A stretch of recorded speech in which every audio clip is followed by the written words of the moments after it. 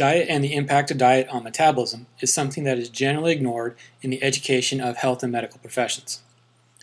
The lesson you're about to undertake is a copy of a lecture that I gave to nursing and allied health students in their Human Anatomy and Physiology course. The purpose of the lecture is to provide the information so that when you are asked to provide an opinion or suggestion for how one's diet will impact their metabolism and body composition, you can do so from an informed position. In this effort, every attempt is made throughout the lecture to provide the information from a scientific perspective and not a dogmatic perspective that we tend to get into heated arguments about. The lesson here is broken into 3 distinct talks that cover smaller portions of each major topic presented throughout a 90-minute lecture. The first portion is going to deal with issues of calories and introduce the ideas of caloric balance and the basal metabolic rate. The next portion is going to go through the various macronutrients and recommendations for carbohydrates, lipids, and amino acids or proteins based on energetic and metabolic necessities and utilization. Finally, we will examine some of the historical perspectives of diets, and then we will go ahead and look at how do we go about determining what, when, and how we should be eating. At the end of this lecture, and at the end of the lesson, you should be able to describe the concepts of caloric balance and how it relates to diet and metabolism, understand the importance of fuel balance, identify the various types of diets that are marketed, and which ones we actually have empirical evidence to back up some of the claims.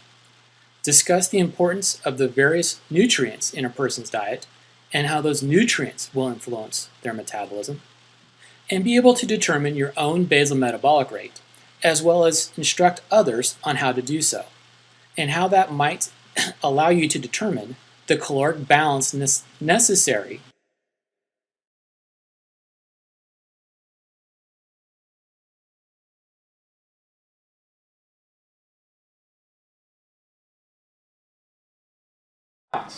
A caloric balance is an attempt to balance the fuel intake to the fuel expenditure. Most people talk about this as cal in, cal out, calorie in relative to calorie out, but it's not really calorie in to calorie out.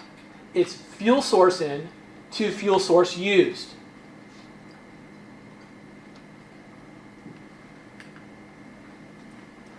The fuel source in to fuel source used and the balance that comes about is dependent upon some modifiable and some non-modifiable factors. The non-modifiable factors are what? Gender and age. We can't do much about our gender. We can't do much about our age. However, we can change the modifiable factors here. The modifiable factors include body composition, activity level, and health status. These become modifiable in terms of the metabolic balance, the fuel in to fuel out, based off of changing metabolic genes. They change the fuel sources that you use, and they change the ability to change fuel sources. The ability to change fuel sources is a concept known as metabolic flexibility. So we have 4, if you want to think about it, but 3 primary sources of fuel. The 3 primary sources of fuel that our body can use are what? Protein, carbohydrates, and lipids. Based off of these modifiable factors, we can either be able to utilize all 3 of them or only utilize one of them. The ability to utilize all 3 of them is a concept known as metabolic flexibility. The more metabolically flexible you are, the better your health status happens to be. The better your health status happens to be, the more active you tend to be. The more active you tend to be, the better what? Body composition you have. the response within these modifiable factors is based off the same continuum that I mentioned when we talked about VO2.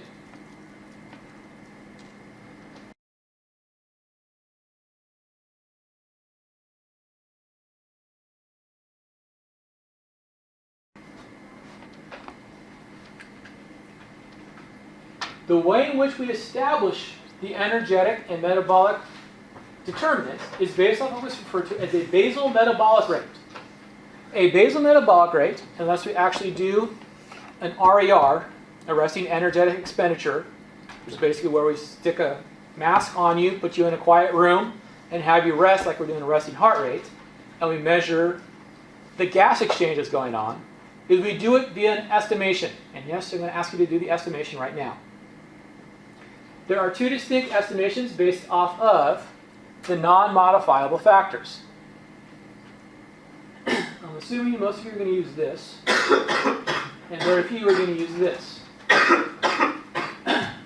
For a female, the BMR is 665 plus 4.36 times your weight in pounds, plus 4.32 times your height in inches, minus 4.7 times your age in years to the closest year.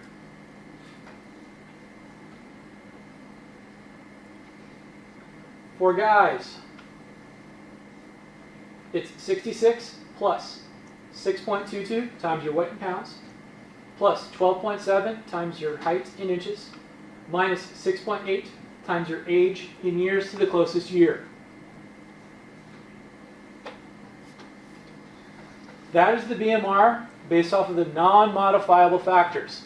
Please calculate yours right now.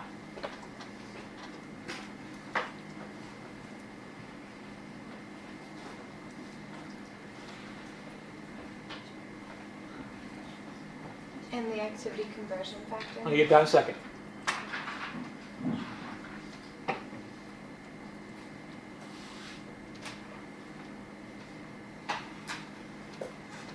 What's the ACF?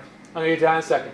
That's what's referred to as the activity conversion factor. So the age in the year, like if you're almost a certain age, use that one. Okay, so if you're at least a half year past your last birthday, use the next year. For height. Height is inches. Height in inches. 12 inches per foot.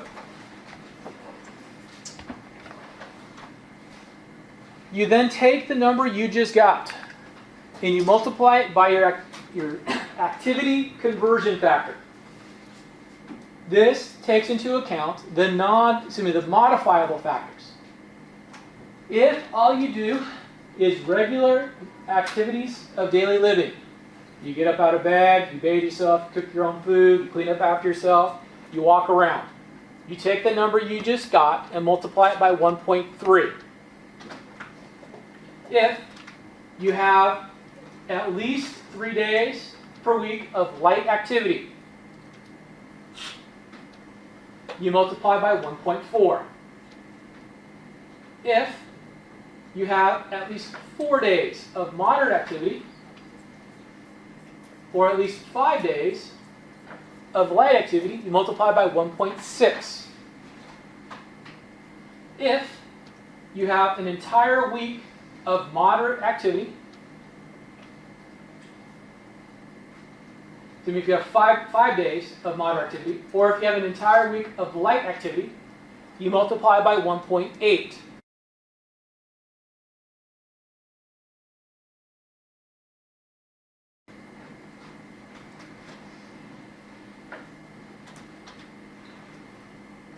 That number that you just got is the base number of kilocalories you need to have an equal caloric balance to your normal activities.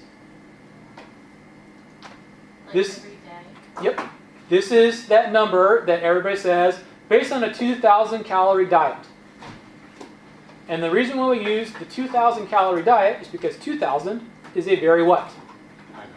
Easy number. Because you can very easily divide by what? 2. However, I can guarantee you that most of you do not have 2,000 on your calculator right now?